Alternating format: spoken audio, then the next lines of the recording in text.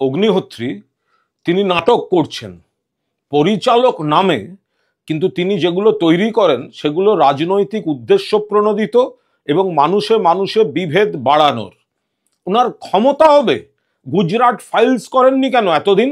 Gujarat files করেননি কেন? গোদরার দাঙ্গাটা দেখাননি কেন? বিলকিসের উপর কি হয়েছে দেখাননি কেন? ইউপি ফাইলস করেননি কেন? কেন ইউপি ফাইলস হয়নি? কেন এমপি ফাইলস হয়নি? কেন মণিপুর ফাইলস হয়নি?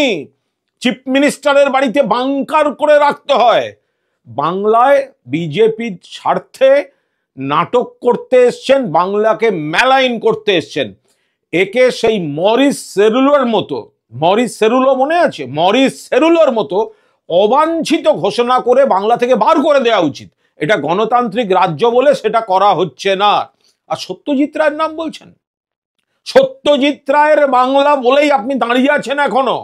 লজ্জা করছে না সত্যজিৎ রায়ের বাংলা এসে বিভেদকামী শক্তির হয়ে বাংলার বিরুদ্ধে কুৎসা করার সমস্ত প্ররোচনামূলক উপাদান ছড়াতে আপনার লজ্জা করছে না?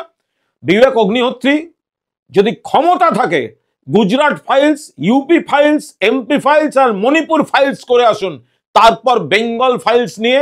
আর বেঙ্গল ফাইলস বাংলার ইতিবাচক, বাংলার গর্বের দিকগুলো দেখান, সেটাই তো গোটা দেশের মডেল। তার বদলে যদি কলুষিত করতে আসেন বাংলা এবং বাঙালিকে, বিজেপি পরিকল্পিতভাবে সংগঠিতভাবে যেভাবে অপদস্থ অপমান করতে চাইছে বিবেক অগ্নিহোত্রী, তারই একটা কাঠপুতুল।